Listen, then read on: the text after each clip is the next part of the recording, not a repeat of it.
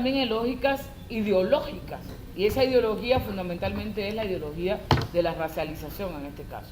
Y es procedimental porque generalmente hay una serie de procedimientos, por ejemplo, el caso de las leyes, para poner un ejemplo, que también sustenta esa lógica institucional, sistémica, del racismo institucional. Entonces, digamos que ese es un tipo de racismo que creo que lo podemos ver en todas las sociedades, ¿no? Que nunca lo van a decir que es racismo, obviamente, porque se supone que el Estado debería garantizar, aparentemente, la inclusión de ciertos sectores. Sin embargo, vemos que aunque lo incluyan, pues hay una lógica que se mantiene. Eso, digamos, es el tipo de racismo institucional. Hay otro racismo simbólico, otro racismo que es el simbólico, que este es en esas cosas basadas fundamentalmente en los mitos y prejuicios alrededor de historias sociales o de grupos particulares. Entonces, en el imaginario social, ayuda de alguna manera ese racismo simbólico al racismo institucional, es decir, pensar que la cultura afro es una cultura menos valorada que la cultura blanca y todo lo que eso implica en los planes educativos, en los planes de salud, etcétera, es porque hay un mito, ¿no? Un mito además, porque los mitos también tienen efectos materiales, no sencillamente son imaginarios sociales, sino que eso tiene efectos.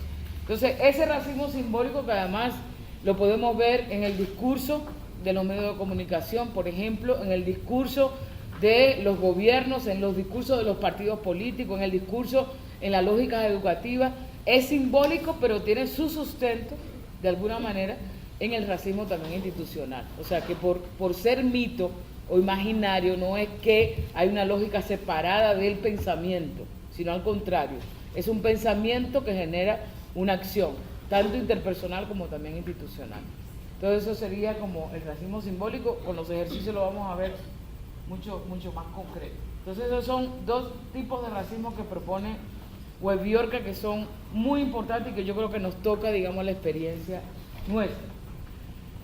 Taguieff, que es otro teórico que aborda el tema del racismo y la clasificación y los tipos, él habla también de cómo hay una especie de racismo, lo que se podría llamar el racismo clásico, ¿no? Que es basado en lo que hemos visto hoy con la idea de raza. Es fundamentalmente biológico, biologicista, ¿no? Y que implica también inequidad, en el sentido de que con la idea de raza, entonces se empieza a racializar una serie de grupos humanos a nivel de la sociedad y eso genera entonces una serie de inequidad. Pero aquí lo importante de ese racismo clásico que él dice es que está basado en esa idea del siglo XVIII con que las razas existen, con la idea de raza. El otro es lo que él le llama el neorracismo, que muchas otras gente le ha llamado más bien diferencialista y cultural. Pusimos el ejemplo esta mañana de que no necesariamente está basado en la idea de raza, pero sí está basado en la idea de la cultura y de la diferencia, ¿no? O sea, además, eso tiene mucho que ver con lo particular. Es decir, cuando se nos instaló la idea de que existe la historia universal, la gente universal eran los blancos europeos, ¿no? Pero lo particular, y eso mucho tiene que ver con la antropología también, son grupos que supuestamente tienen una etnicidad particular. En este caso, grupos indígenas, grupos afro, etc. Entonces se particulariza a partir de una lógica culturalista, ¿no? Donde la diferencia aquí es lo que marca ese racismo diferencialista. Entonces es diferencialista porque las diferencias, y esto es interesante porque me imagino que Judith lo va a abordar más en la lógica modernidad. O sea, la diferencia es una creación de la modernidad occidental. O sea, los diferentes son las mujeres, son los gays, son las lesbianas, son los afros, son los indígenas, pero los blancos no son diferentes, ¿no? Hay una relación uno-otro. Es decir, el uno o la mismicidad representa la hegemonía, en este caso hegemonía racial, hegemonía de sexo, hegemonía de sexualidad. Entonces está ahí la heterosexualidad, está ahí lo blanco, está ahí los hombres, etcétera, como grupos sociales. Pero el resto, que representa la otredad, es decir, son los otros, son la diferencia cultural, es también parte de esa modernidad. Es decir, esa relación uno otro, mismicidad, otredad, universalismo, diferencia, es también esa relación y la paradoja de la modernidad que crea un otro, y ese otro está marcado racialmente, sexualmente, etcétera, etcétera. Entonces, parte, digamos, de ese neorracismo diferencialista tiene que ver con esa relación cultural, pero atravesado por raza, clase, sexo, etcétera. Tengo dos inquietudes. Por ejemplo, el grupo caucasoide europeo tiene sus divisiones, por ejemplo, el latino, el mediterráneo, el anglosajón. ¿Cómo ellos definen esas estructuras? Porque, por ejemplo, un siciliano no es lo mismo jamás que un nórdico, perdón, que uno de la Lombardía. Yo soy de lengua italiana. Entonces, igual pasa en España. A un español tú le dices que es origen moro y se ofenden bastante. No identifican esos valores. Entonces, me gustaría saber cómo ese tipo de divisiones, si es posible, tienen ellos tan marcados eso. Porque yo creo que tiene que ver con las historias también de los propios racismos de las sociedades. Es decir, o sea, hay jerarquía. Claro, pero no solamente racismo, ahí también hay regionalismo, por ejemplo. O sea, lo que también sucede en España con el ejemplo que puse con Cataluña, por ejemplo, que está buscando de alguna manera una independencia, no necesariamente la independencia colonial, pero sí ciertas autonomías. Y eso tiene que ver con lengua, eso tiene que ver con relaciones culturales, etcétera, etcétera. Entonces, por ejemplo, ETA, que es una propuesta del límite, digamos, de la política armada, ¿no? Lo que está buscando, según ellos, es una propuesta de autonomía. Y por eso tiene que ver con las historias de cada país. Por eso todo esto hay que contextualizarlo, es decir, nos sirve como marco general.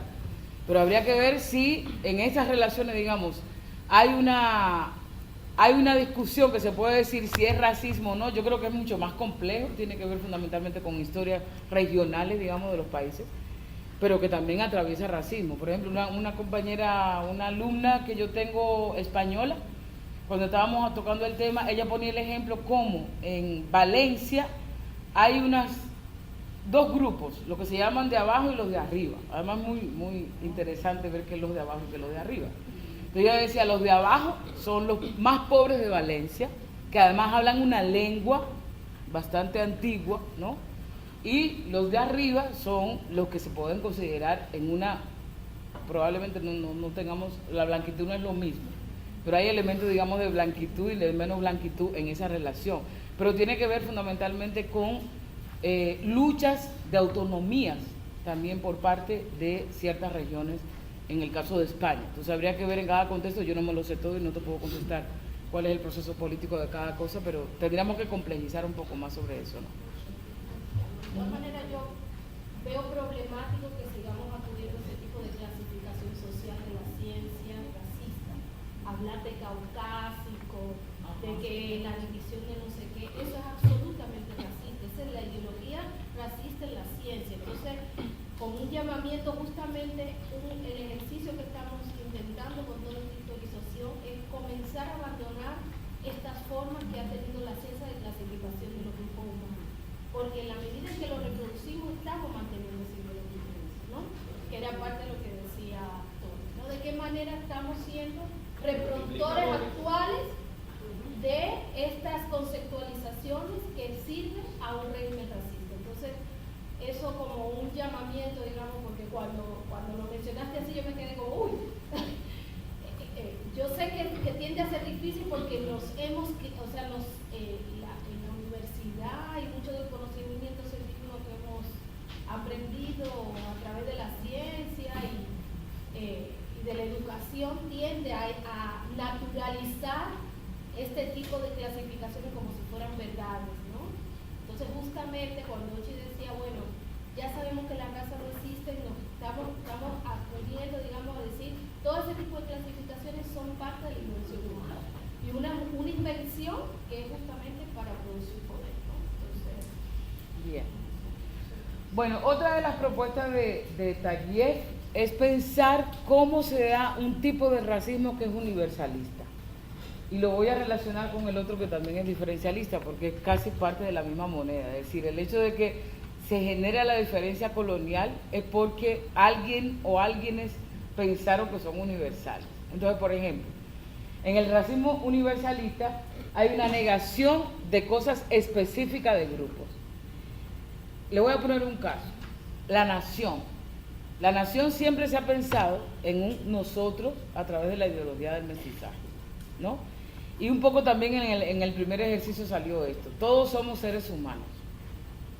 O sea, parecería que hay una tendencia de decir, bueno, no existen las razas, por tanto, hay una dignidad humana generalizable, universalizable.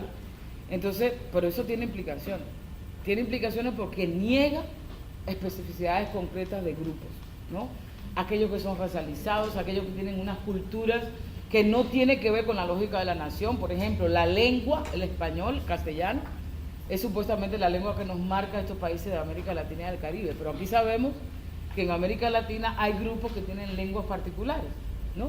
Sin embargo, eso no llega a ser universalizable, sino que fundamentalmente en esa lógica de que el castellano es que supuestamente nos unifica y además nos identifica como nacional, porque ser dominicano parecería que es hablar español. O sea, si yo le pregunto a ustedes, ¿qué es ser dominicano? Eso es una pregunta que es compleja, no se responde sencillamente. No, pues yo nací aquí. Fácil, lo que no es haitiano.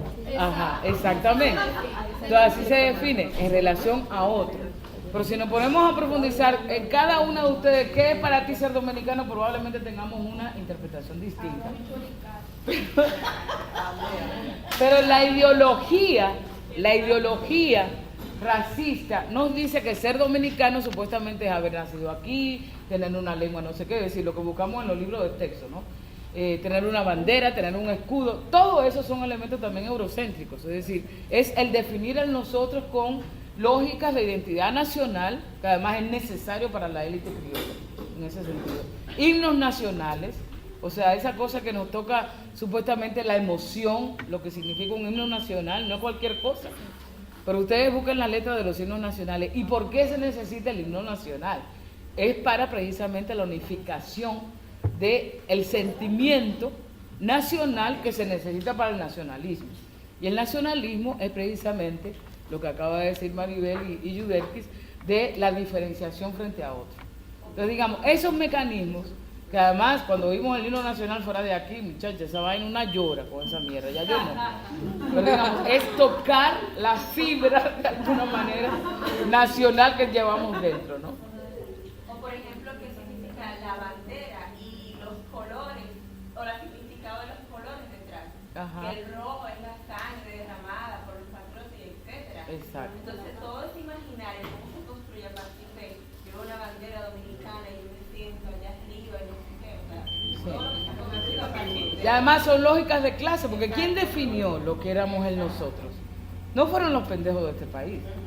O sea, sabemos perfectamente que Duarte y además se necesitan caudillos para mantener la lógica del nacionalismo, se necesitan caudillos. Y no es casual que la historia latinoamericana está cargada precisamente de caudillos. Necesitamos a un Simón Bolívar, o necesitamos un Duarte, o necesitamos no sé qué, cuando también hay lógicas de sexo, de clase, de raza, en todo lo que se definió en torno a la identidad nacional. Lo vamos a tocar mucho más. Porque, por ejemplo, a los padres de la patria son blancos. O sea, ¿saben? Esto está blanqueado. Claro, El exactamente. Perón está blanqueado, todo está blanqueado. Exactamente. Pero bueno, eso lo vamos a tocar un poco más. Lo que quiero decir, y por ejemplo, en otros países donde, México, por ejemplo, donde hay tantos grupos indígenas, pueblos indígenas distintos con sus propias lenguas, con sus propias formas de organización, con toda esa vaina, siempre se busca la unificación, aunque hay una cultura que no tiene nada que ver con esa lógica del nosotros, ¿no? Entonces también tiene que ver con ese racismo universalista, es decir, todo el mundo en el mismo paquete, fundamentalmente marcado por territorio. Si usted nació en este pedazo, entonces le tocó meterse en la homogenización, de alguna manera. Y a la vez está la otra cara de la moneda, que es el racismo diferencialista, que por otro lado, por ejemplo, esa lógica de decir los indios no tenían alma, son los buenos salvajes, que todavía se mantiene, no es que lo dijeron en aquella época, todavía hoy se sigue pensando que son buenos salvajes, ¿no? eso significa que no se les reconoce a la vez una especie de dignidad humana, dice Taguier, a partir entonces de su diferencia. Por el hecho de tener esa cultura, entre comillas, que son definidas particulares, entonces no se les reconoce como, y eso tiene que ver mucho con política pública, no son objeto de derechos sociales, políticos, culturales, etc. Entonces está, digamos, es parte de el mismo mecanismo, ¿no? Por un lado, no se diferencia, no se reconoce una diferencia particular, pero al mismo tiempo no se reconoce esa supuesta dignidad humana como valor que se supone que tenemos que tener como estados nacionales y estados, y, digamos, grupos homogéneos. Hay una propuesta también que tiene que ver con lo anterior, pero lo quería traer, y esto es un trabajo que ha hecho Verena Stolk. Hay un texto de ella que se llama ¿Es el sexo al género lo mismo que la raza a la etnia? Ese texto es muy interesante porque lo que ella hace es una comparación entre las dos categorías, sexo, género, un poco lo que vimos aquí esta mañana, cómo se asume que el sexo es biológico y el género lo natural, y el género lo cultural, y cómo hay más o menos una misma lógica de análisis en torno a la raza y a la etnia. Es decir, la raza se asume a una cuestión de lo natural y la etnia entonces se asume como una cuestión de lo cultural. Y es muy interesante, digamos, la comparación que hace Verena Stolk sobre eso. Y analizando en este caso la situación de migrantes en España, ella habla entonces de racismo sin razas, ¿no? Que fundamentalmente tiene que ver con diferencias culturales o diferencias religiosas o diferencias de origen, por ejemplo. Entonces, fíjense, el racismo sin raza quiere decir que no es lo mismo que propone fundamentalmente Bioerca, que no es biologicista el racismo, es decir, no se basa en esa cosa de pensar que el gen, que el cráneo, que la nariz es lo que define, sino fundamentalmente por cuestiones culturales. Digamos, eso sería. En conclusión, bueno, no es en conclusión, a eso le podemos dar muchas cosas, pero como primer ejercicio, sería chévere ahora que identifiquemos cuáles son los tipos de racismo institucionales que estamos viendo en República Dominicana, que están operando, digamos, para mantener el racismo. ¿Cuáles son aquellos racismos que se basan fundamentalmente en cuestiones de diferencia, ¿no? Diferencia producida por el mismo racismo incluso? ¿Y cuáles son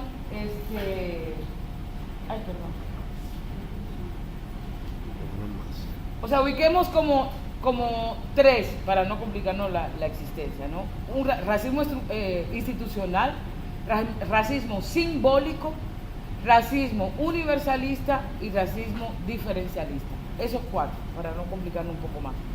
Entonces, Camila, ¿tú querías decir algo? Aquí, El simbólico no creo que y simbólico, si yo lo explico. ¿Qué es el imaginario social? Serían cuatro: institucional, universalista, diferencialista y simbólico. Quería hacer una pregunta, pero no quiero complicar las clasificaciones de racismo que mencionaste recién, pero en torno a lo que dice Bioerca, yo entiendo que el racismo institucional es una expresión del racismo simbólico, o sea, de esa diferenciación simbólica que tenemos, que se mete como un chip en la cabeza por la culturización. Y el racismo institucional es una expresión del racismo simbólico, pero él o otro autor no habla de un racismo que para mí es más constante, que sería lo que se ha hablado algunas veces como el racismo cotidiano, que es el racismo en el espacio público, que no es una institución en específico, sino el que se dan las interacciones más pequeñas, no sé qué decir. Lo podemos colocar también. Hay otras que hablan, por ejemplo, de racismo. Bueno, Mario Díaz tiene un concepto interesante que es el racismo de boca a boca, ¿no? Que un poco tiene que ver con el cotidiano. Cómo eso es ese mito que se va creando en la relación interpersonal. O sea, hay muchos autores y autoras que hacen muchas clasificaciones de este tipo. Esto, digamos, lo estamos englobando a nivel general, pero podemos incluir, si quieren, el racismo cotidiano para eso. ¿Podemos? Pero yo creo que el código se va a Bueno, entonces si quieren hacemos grupitos por media hora, de 7 más o menos, para que ubiquen ejemplos. No vamos a teorizar mucho, solamente ubicar ejemplos. Venimos a plenar y empezamos entonces a analizar estos tipos de racismo. ¿Les parece? Si quieren, contamos para que sea más rápido.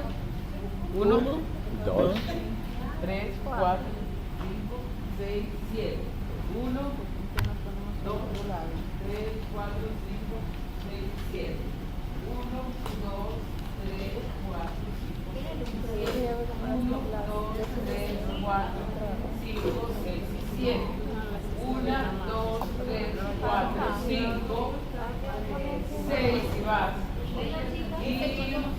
Los 4, ¿quiénes son? El 7, ¿quiénes son 7? Los 1. Que los unos se pongan aquí.